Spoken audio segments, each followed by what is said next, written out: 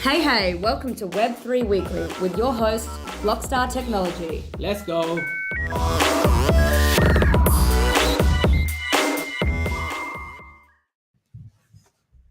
Hey everyone, we are here for our 50th episode of Web3 Weekly with Blockstars Technology. So we're on how many social media platforms now, Nathan? 7 plus. So hello everyone that's tuning in live and anyone that's watching. Today we're going to be talking about AI and blockchain. So to start off, Maureen, Yes, Charlie. what problems might arise when using AI in your business? All right. So I guess it depends how you're using AI. Do you want to be a bit more specific? Or are we just throwing a net out there? Yeah, just throwing a net out. Yes, you are, Charlie.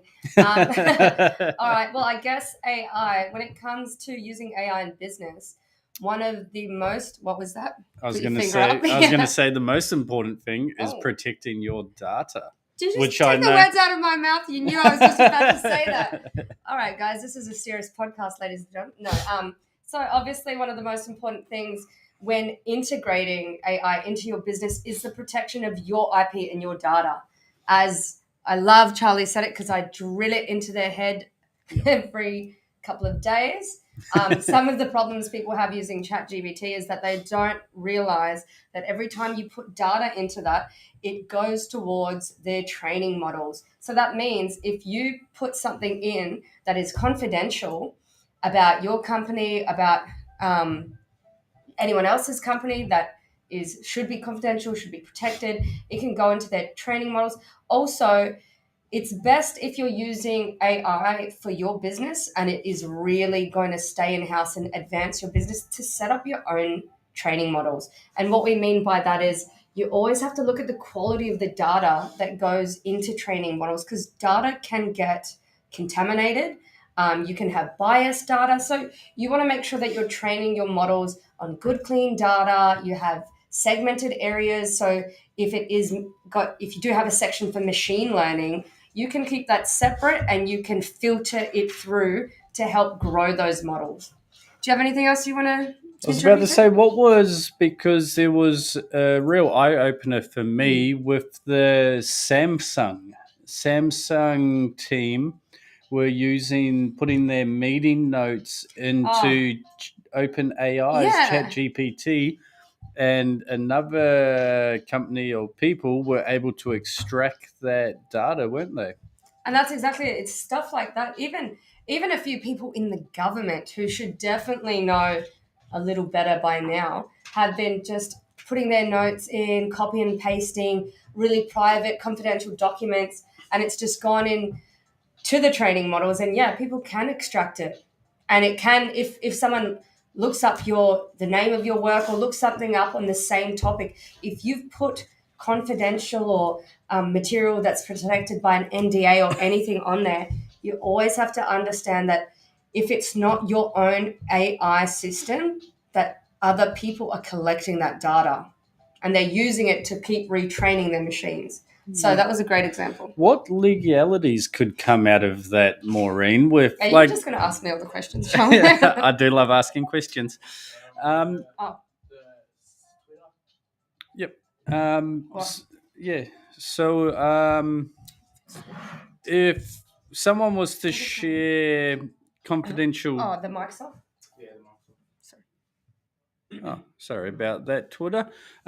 So yeah, with the AI and being used in business, what would happen if someone was to upload confidential data, whether it be government or signed under an NDA, and that was someone accessed that? What's the legalities around that at the moment? That's an absolute breach of their NDA, and that's a breach of those contractual agreements. It's also just not safe. Everything companies do to work so hard to build their brand, to build their name. One of the biggest things you want to be doing is protecting your IP, protecting your policies, procedures, protecting your ideas, protecting all of that. And if you put it on a public AI system, then it's free game. Yeah. And also, if you have clients that you've signed NDAs with, of course, that's a breach. you have breached their things, and you'll be liable for damages. Depending on your contract, you don't really know the extent of that, but you'll definitely be liable for breach of contract. So don't put your customer CRM database into OpenAI, guys, because everyone will be able to take that information. So on our next topic, Nathan has scheduled for us, can AI predict what customers will want? Is AI a psychic? Well, it's not psychic. It's not psychic, but I'll go ahead and answer this as well, I guess. So the way AI works is it aggressively scrapes data and it aggregates it. And the power of aggregated data, they have a few cases on this. So I might digress quickly and say that under a lot of data protection laws, people's personal data is protected. But what people do not realize is that when you have a lot of aggregated data on someone, whether it's classified as personal, private information or not, you can collect that data and you can build profiles on people that are incredibly accurate. So whether or not it's protected data or not, it can scrape and farm that data so well and aggregate it to the point where it can really build profiles on people. It can. They had an example actually. I know I always tell stories, but to give you an example, and this comes down to the efficacy of data and AI use as well. A company went and wanted to know how they could boost their sales in their product. I'm not going to give names in this example of the company or of the people involved. And so they did a study and they came back and said, we found a way to boost your sales. Ultimately, it turned out that it was quite unethical, because what they did was they were able, using all the data, to look at people with bipolar, their actions on Facebook, and they were able to build a very accurate graph that when they were about to go into their manic state, their behaviors changed, and they did a lot of shopping, like impulsive shopping. So if you were to advertise your stuff to that particular group of people at that time, you were about 50 times more likely to sell your product to them. So some people would find that very unethical, but it's just another way that you can look at all these patterns and look at data and aggregate data and pinpoint things that you can benefit from. I would say that's a little bit unethical. I don't think that it's right to target people with mental health issues, or even target people like that. But it's become a very big part of the market now. They even do psychological sales. So they collect that much data on you again, and they build a profile. They will be able to now determine where, from your messages, from your emails, from your behavior online, when you're actually feeling sad, or when you're feeling lonely or a little bit vulnerable, or what time of the week or day is the best time to show you an advertisement, because you're more likely to buy it. So does that answer? It's much I feel like I'm the AI professional today. It's much like Woolworths and other Coles, like supermarkets, with their sales training, where the simple one, the easy one to see, is they put chocolates at the counter, so the kids will talk their parents into it. The kids. And they even go to certain extents of every shelf is stacked in a certain order. Absolutely. Where they've got the data and all of that. That. I like to say this. I just slide this comment into a lot of things. A lot of industries, it doesn't matter what industry you're in, it doesn't matter what problem you're solving. A lot of people approach things from the same approach, and it's based on behavioral psychology. So people's actions in a certain situation. So yes, that was a great example.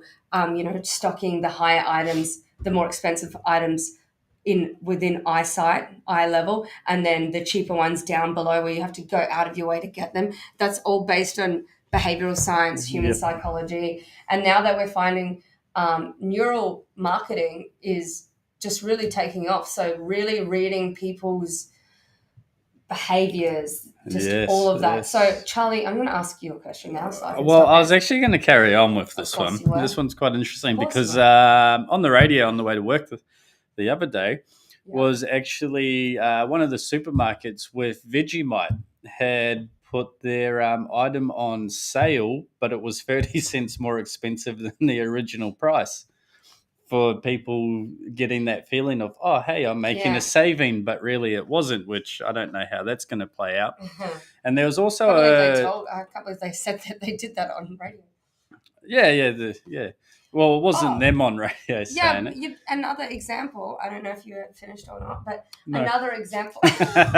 Carry on, go. Do you want to finish? No, go. I was just joking. This is why we're not allowed to do podcasts together, Charlie. So another example is they opened a luxury store in, I can't remember what country. Yes. You and tell the story since I go, you do it. Yes, they opened it and invited all these influencers and high fashion people. And all the products were like an American equivalent of like a Kmart. Like they were all home brand sort of items. And they all questioned them and said, oh, what do you like about this? And they marked the prices up $600, $1,200. Yeah, they like how many 1,000% up? They're like, well, these are really nice. They're actually comfortable, or this is a great bag. Yeah. And then towards the end of the night, they said, well, did you know this is like a Walmart item? Yeah.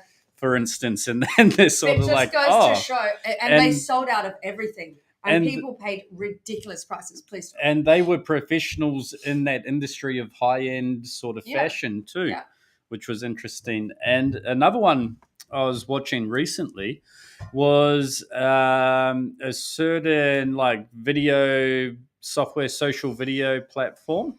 Actually, their algorithms built where you'll post and they give you a big upshoot of reach, and they spread you, and then they actually have downturns, and they work out with their algorithm that the study done was that in those downturns they work out who will pay to promote their content. And if you were someone who was to pay and promote that content, you would actually be penalized because they know you're more likely to pay, and that's their revenue stream.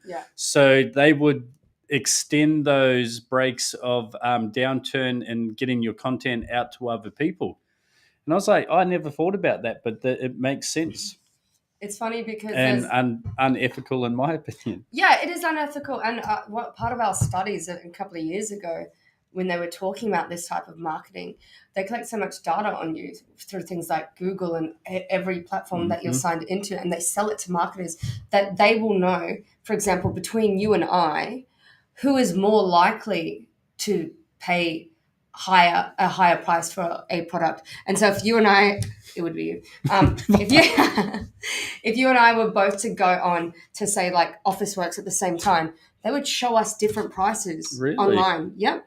Oh. I know, it's ridiculous. It's very sneaky. And what suburb you're in too? I know they've done cases on that. Same franchises, but different prices per suburb as well. Because you're more likely to pay more. It even comes down to Google. What it does is the algorithms work in a way that it, again, builds a profile on you, and it has already determined what you like and what your thoughts are, and, you know, your political views, your religious views, your sex, your everything, all of that stuff. So if it shows us, it reinforces opinions we already have a lot of the times. So if I was to go on and you were to go on, and we were both to go onto Google and say something, like just any question, and we started off, you know how it has the predictive sentence? So if I was to say global warming is, it would give me a list of different certain options, and it would give him a very different list of options.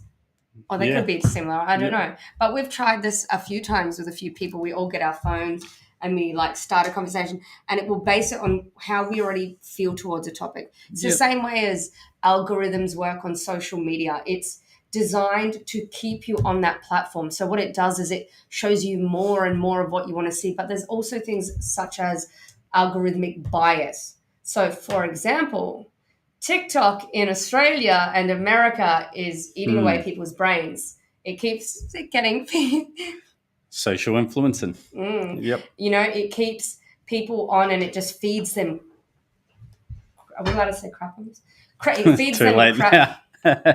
It just feeds them stuff after stuff. I'm going to learn what I would say. Yeah. But in China, it shows their kids math, science, English. It feeds them the good stuff. And so that just shows how Yeah, with you span that that is over the AI. next 20 years, Yeah. and how much does that change the youth at the moment? And with the using AI and having all that data within these businesses, it can be a good thing, but it can also be used in an unethical way because That's they right. can see that data, they can target They can certain feed it. data, and something that would normally take a team of 10 a week, a month, they can get that done with in a few minutes and get insights and see what they want to do with that. So, Charlie, let me go off script and ask you a question. What's your Okay. favorite thing about AI? AI. I think it increases productivity. That's my favorite thing. You Right. can increase productivity, you can shortcut mundane tasks, Mundane. mundane. Mundane. Yep, tasks. Yep. What's your favorite thing about AI? I think that for very basic things, it can be fantastic. But what I have found that it does really kind of again reinforce certain biases. It makes people quite lazy. I have had a little play with it. You can outsmart it quite easily. A lot of the Mhm. times, it gives you very basic information. It doesn't provide you with options either. It gives you an answer as though that's the only answer to your question. And I find that sort of thing a little bit concerning about AI Well, I because guess that's more of like the open AI, the bards, that sort of yeah. model. But what about the models we build for customers, which Oh, well, protect their data and also are fed on one lot of data, like say that's completely different. training material for your business. So you upload all your Yeah. documentation on your rules, regulations within the business, and anyone can question that at any time within the All right. workforce.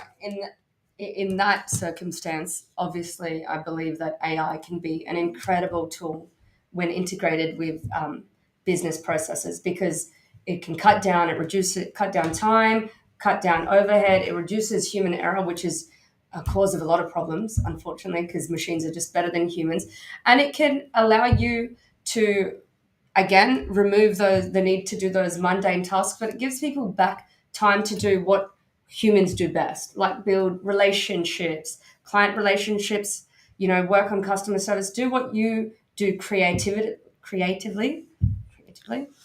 So I think it is a great tool. I don't like the idea of heavily relying on AI for a lot of things, but absolutely it is amazing in terms of integration into business processes. Cuts Yeah. cuts down a lot of And I see like one of the more popular business cases on their own data, which is public, is customer service yeah, as well, being able to help customers out without having to go search through yeah, all the information through the help yeah. page documentation. As a customer, I can go there and say, "What's your refund policy?" and Mm. it's fed straight back to me Again, as you if I'm talking to you a want to human. definitely go to someone to set that up for you because I can't tell you the amount of times I have been Hmm. online shopping or on a bank and those things actually drive me crazy. I'm like human like Yeah. so if it's built properly for your business and for your company 100% they can be great, but also you don't want to frustrate your customers and have an off the shelf product and no other option because then you're like, why can't I get to a human? You want the professionals to set that Yes. up for you, like us, for And instance, you and do make that, don't you? sure.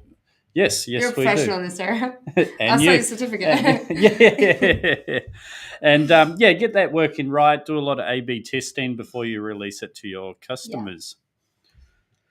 All right. All right. Well, So I'll let you thanks, ask a Mike. I knew question. you were going to say that, Charlie. Mike says, working on some hectic AI integrations, fam.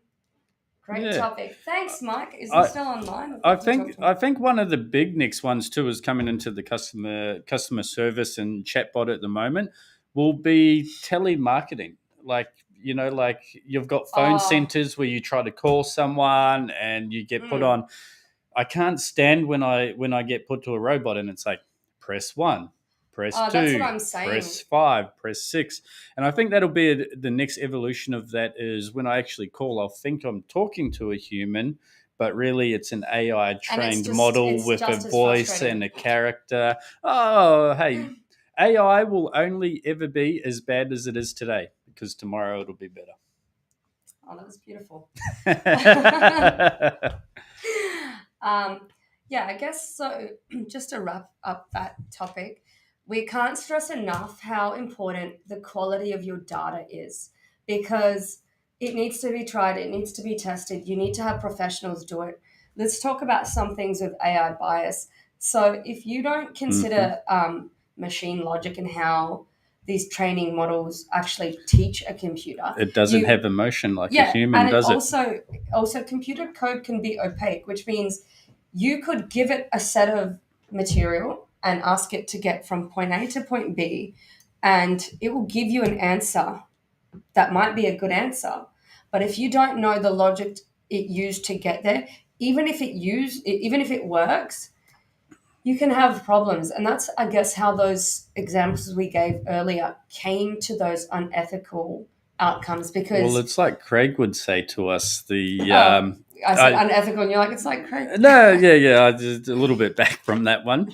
But Craig, remember, he would say is like the AI, it's not quite there, and you can't always trust it because if Yeah, I say I want to dig a hole, it'll say okay, use a shovel, but it doesn't know yeah, what size hole you want to dig. It doesn't that's know right. how far It deep. only gives You you could have, a very basic answer. yeah, and it's like maybe an excavator was better for Yeah, that, or some other type of machinery. yeah, But you can't always rely on the AI, especially we're still early. We're still early with yeah, AI. It's only just taken off, and a lot of people are building. But I'm excited to see what it'll be like in 20 years when I'm yeah. an I old think man. if anyone's interested, go ahead and look up AI bias because it will give you a great example of how companies around the world try to use AI, but they unfortunately used contaminated data. So Hmm. the data set was not a wide enough data set. So if you come to a professional, we'll say to you, you need this, this, and this, and then we go over all your data sets and we look at what's missing and we ask all the right questions. If you use contaminated data, what happens is you take that data and you harden it in code and it becomes a systematic thing and it repeats that diet. It has built-in bias. For Yep. example, um, you know, a lot of I know those. a good example on this one Can that I give my was, example first, John? yeah, yeah. Okay, so for example, because I'm afraid you're going to try to steal one of mine. Um, people that use, if they were, if you go to a hand dryer and you put your hands under the hand dryer after washing your hands or whatever to dry it, it would only work for white people. It wasn't picking up, Asians or people of color's hands. So they were just standing there and they just weren't being detected. Facial recognition, the data sets again, where a lot of it was built on like white. It's because it comes down to the developers that developed that code, right? So all through the UK, all these people of color were getting confused with criminals, and they kept getting arrested and all of this stuff. And it's not right and it's not fair, and it really does show if your AI is going to affect human life in any way, you need to make sure, and it's not just human life, if it's going to affect an outcome, you need to make sure that it's just and that everything is considered because these AI systems can have effect on people's lives, even if it's just having your hands dried. That's still something that you want to get right. What's your example, Yep. John? Well, a less extreme case of Okay. people getting arrested for mistaken identity was actually there was some developers and they had uploaded documentation of a library, and again coming with false data was there was actually in that documentation there was errors within there, and they were doing certain things with the code and outputting the code through the AI, Mm-hmm. and it kept breaking and giving them the wrong answers. And they actually found when they went back, the documentation from the development company had made a mistake, but the AI didn't couldn't deviate with, oh, this is wrong. It Yeah, just said, this is my information. I'm going to exactly. go off this. It's very It straight does, and narrow. it basically builds its understanding of what you teach it. So if you use information data even if we go back and look at some systemic bias, if you feed that material in that has been biased throughout history or throughout the years, you then build a code around that bias information. So they're having an issue with repeat offenders and determining bail in America. And they built this system, and this is a legal one because Nathan wants me to talk about law as well in AI. They went and built a system for the judges to rely on. If a person committed a offense, they would put the offense and information about that system and try to determine whether that person what their charge and sentence should be and whether or not they would reoffend. And what they found was all of these black people, I think we're still allowed to say that, were getting sentenced a lot more harsher for far less crimes. They were considered to be a higher potential of repeat offenders, so they weren't getting granted bail. So their liberty was being affected by the AI. And when this company, and so many people, and it took good people off the street to be like, hold on a second, this person has just lost all their rights, they're in jail, and it's a parking ticket or it's a this or that. And no one else was questioning the data. And they went to the company and they said, we want to see how it's determining this outcome. And they refused to share that data because it's proprietary information. They protect their IP. But no one could see because it was opaque. And eventually they went through the data sets and realized that the data sets were built on very racist information. So all these people were not able to get home loans. They weren't able to get, it was systemic data built into data sets. So that's not what we want to be doing. And was that like for the parking fine, for instance? Was that system software going for majority? A real judge would be like, okay, that's your $150 fine, but within the law that could be a maximum of like a 2-year jail sentence, and it would base off the judges were lazy. The judges were but I'm saying if they went before a real judge, the judge would have, a normal judge, it would have been like $150 parking fine, but the AI didn't have that human side of it, so it just went off the basis of it can either be $150 fine or 2 years jail. And given your previous history, that could be irrelevant to parking fines or whatnot. You're going to spend 1 year in jail or something like that. Okay. And so it was a lot of the times that it may not go into the sentencing, but what it was giving them a number based on the information it was fed as to whether or not they were likely to reoffend. And if it was above this number, the judge had to give this sentence or say sorry, you've scored high on this, but they weren't questioning it.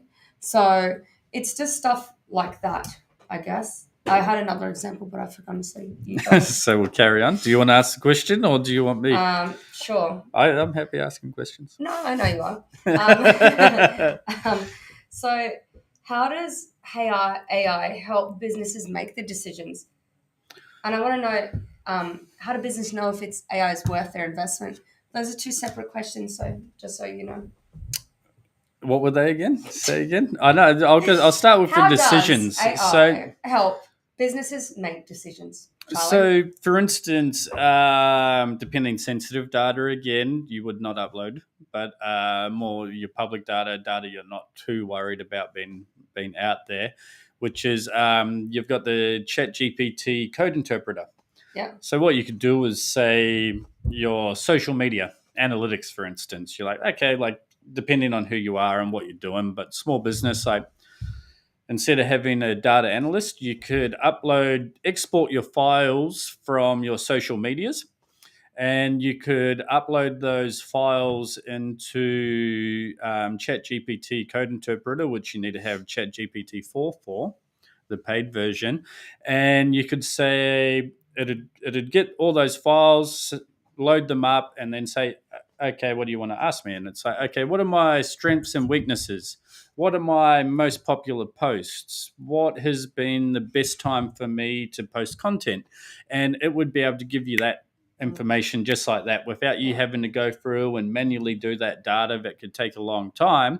You could get that with whatever question you wanted, and you've got to know how to ask the right questions in those regards too. And you could have that within 1 minute.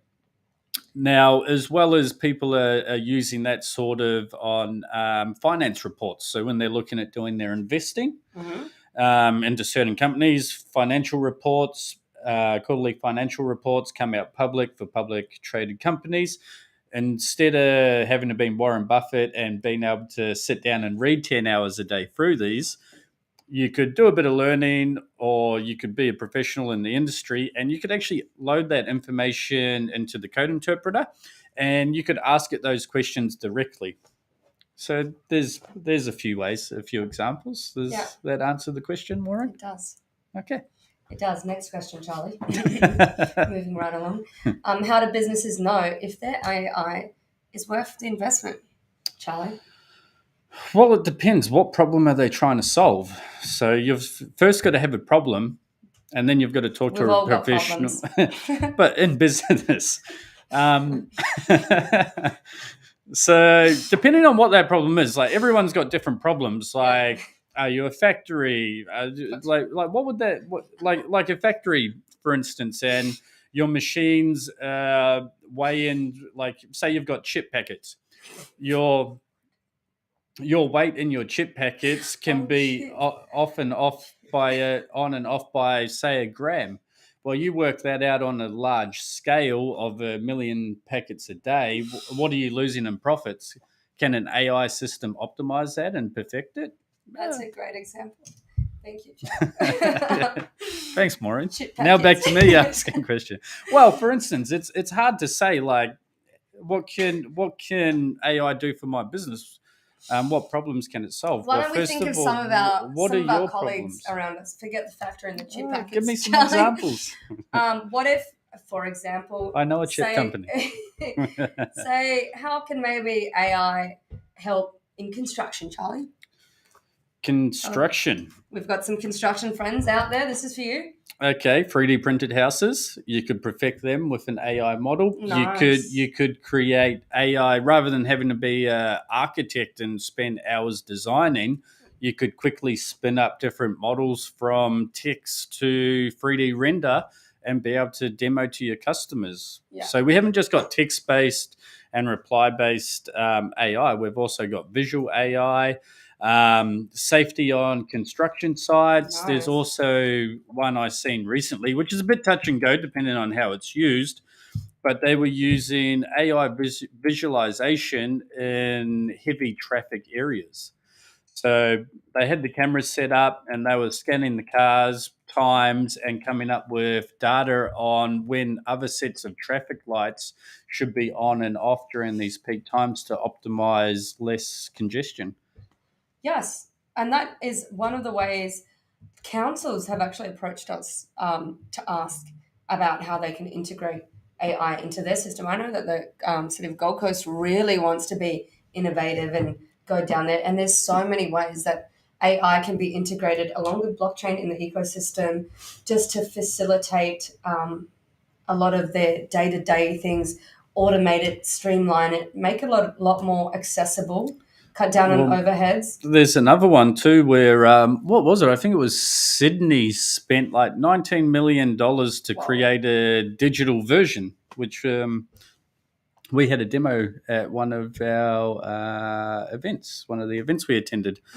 Now you've got there's an AI model that will plug into, there's some videos out there on YouTube. Anyone that wants to have a play around with it, you download Unreal Engine, which is game development. Yeah. So that's where a lot of people are developing high-end games at the moment. And they're really good because you can use it for free until you start making over $1 million profit, and then they'll take a percentage. So you can be a startup and really grow, and you'll sort of, until you're making that $1 million revenue, it's free for you to use. But with that, there's actually a way that you can plug in, Google Earth?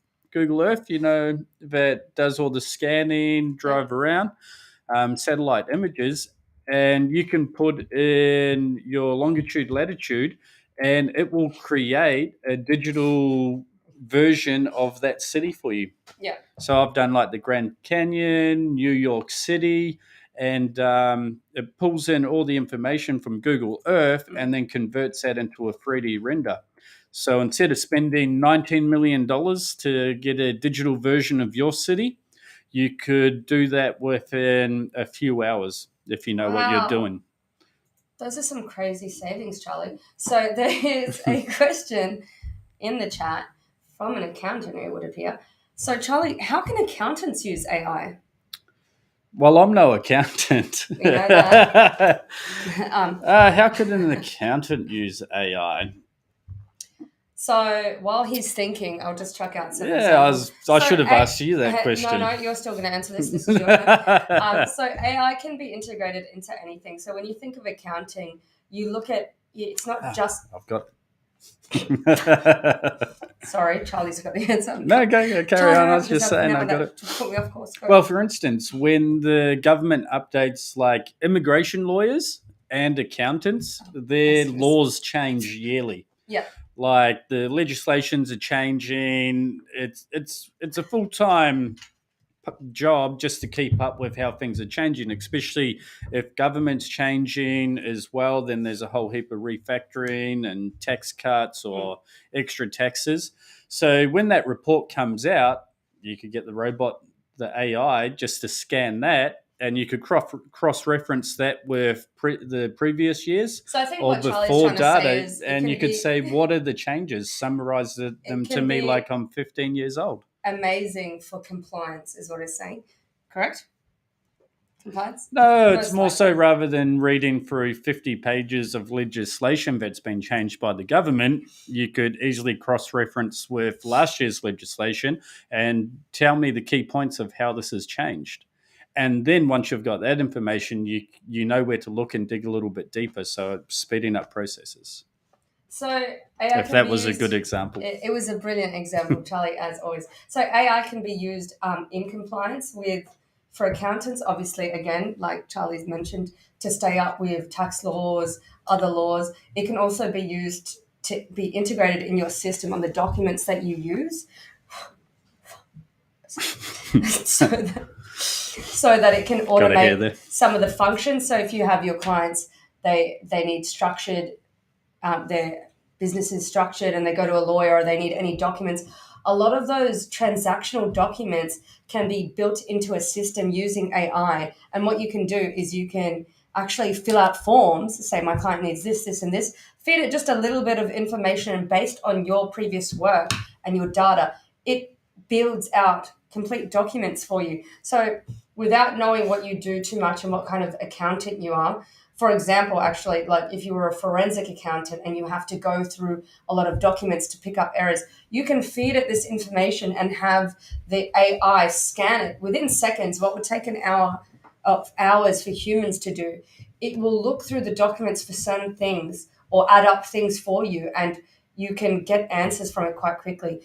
We use AI technology along with other proprietary technology to use pattern recognition in our forensic investigations. So we might use, there's money missing. We'll trace the money using AI. So that is just a number of ways. Or if your terms and conditions, you're like, hey, I just want to have a check over my terms and conditions, make sure I haven't missed anything. You could also check those as well, couldn't you, Maureen? You definitely could, Charlie, and then the lawyer would still go over it for you. yeah, always seek legal advice. Always seek legal advice. But the bottom line is, like, if you brought in all the stuff that you do for work and the systems and processes you have, there's almost always a way to automate it, streamline it, make it easier and fix the flow. AI is used as a tool to enhance what you already do. We would never, ever recommend heavily relying on it to do its own thing. But what it does do is cut down a lot of the times that you put into your systems. In accounting as well, we're working with people to integrate blockchain and have, instead of double entry, triple entry, because it cuts down all your auditing process, because now it's real live data. So the people that you normally have throughout the year, instead of bringing everything at the end of the year, they're updating their blockchain, which is an immutable ledger. And then that way it can't be changed. It's a point of truth, and you get that information immediately. It's real life. So that's another great way to integrate it, and then integrate AI into those systems. So Yeah, and an important thing is nothing can be deleted, but if you do yeah, make a mistake, you can still update it, but there'll be a record of that yeah. mistake and why that update was done. So So it's that's perfect for auditing. Perfect. absolutely AI and blockchain. They do really go hand in hand. As we grow with technology, what we realize is all of these technologies become part of the same ecosystems.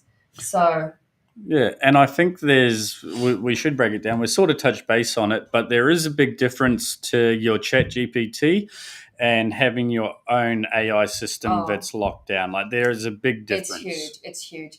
And if you're a company, it actually doesn't, it's not an expensive thing, really. You can come in and see a professional, come and see Charlie, come and see myself, come and see Cozzy, anyone of the team. Tell them what you want to do, tell them what your company does, and we just have a brainstorm session where we're like, okay, so these are the services you offer, these are the products you have.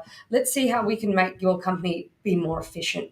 And you always want to be building your own AI systems because you get the benefit of that data in those training models. So we set up machine learning. So it learns off everything you've done before.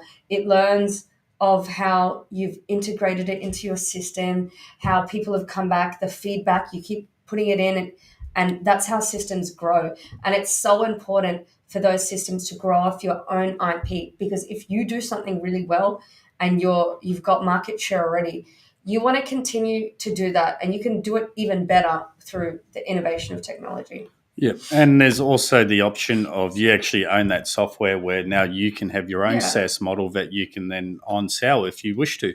exactly. And then you can also automate documents. So if, say, your clients are constantly needing a certain thing and they come to you, you can send them a sheet that will autofill back into those documents and build out complete documents. I think I said it.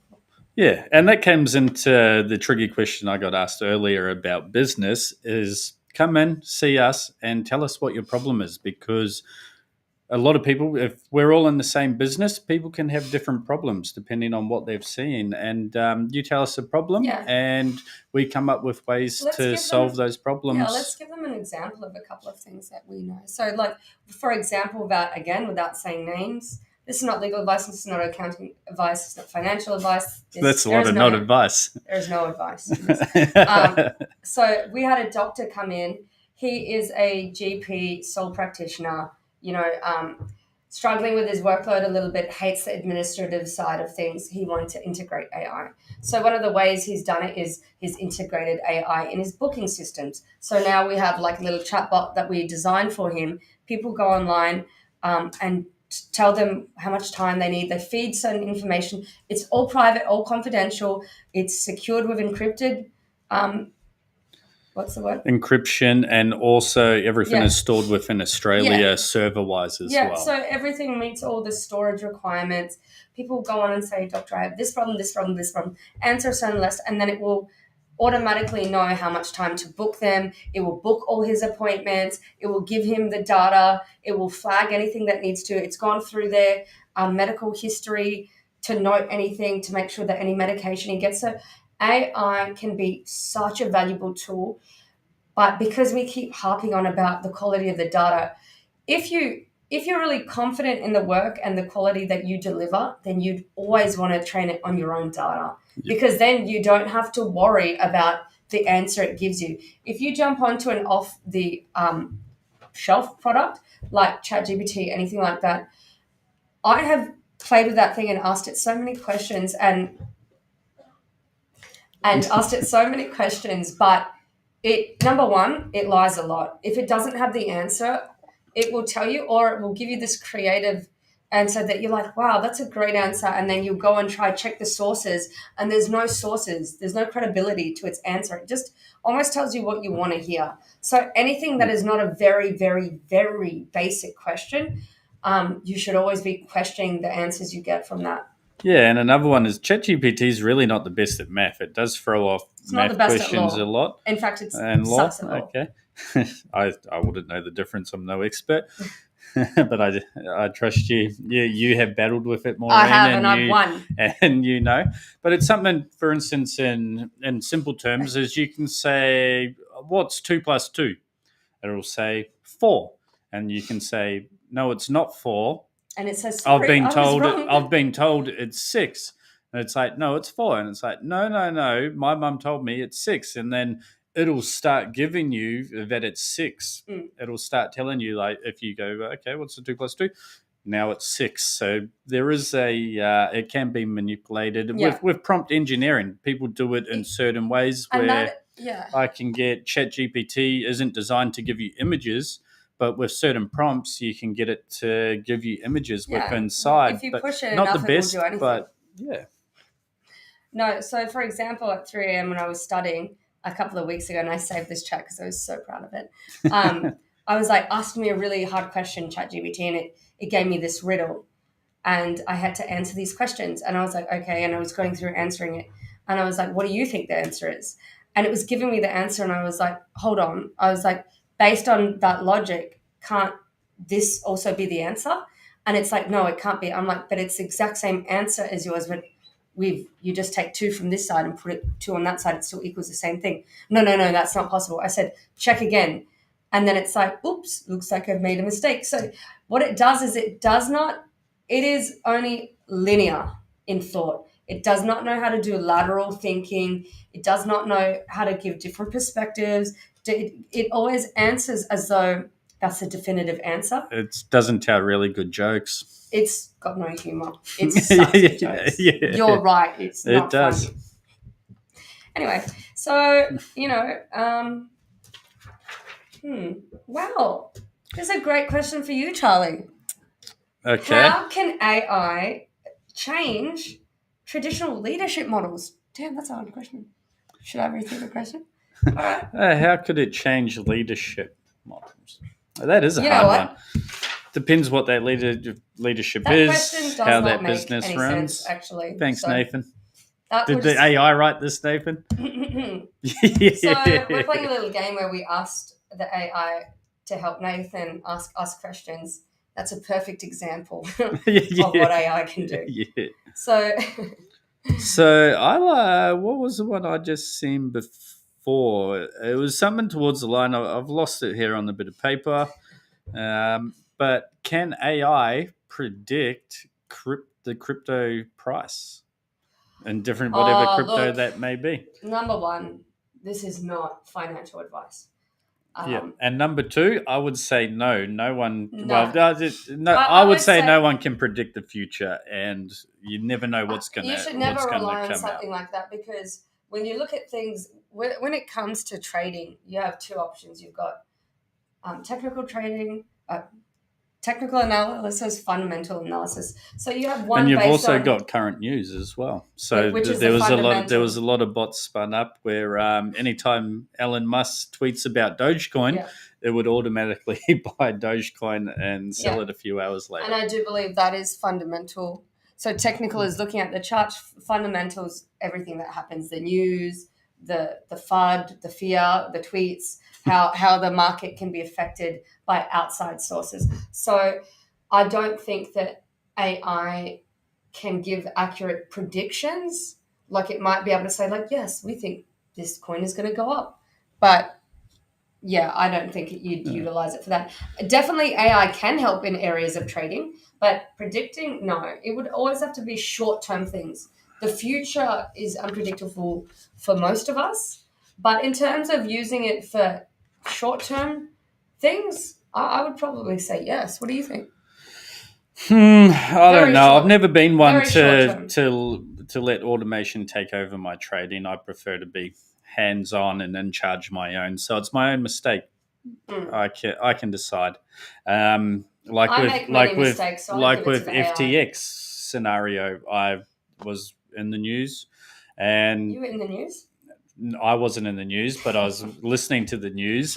And the morning before it collapsed, I told everyone in our office hey, rumors going around. I don't know, but I've seen this before. Withdraw all your crypto. And the majority of the office listened, didn't they, Maureen? I knew this was coming. Well, I forgot about that until you said that. But where an AI might just not think that's relevant.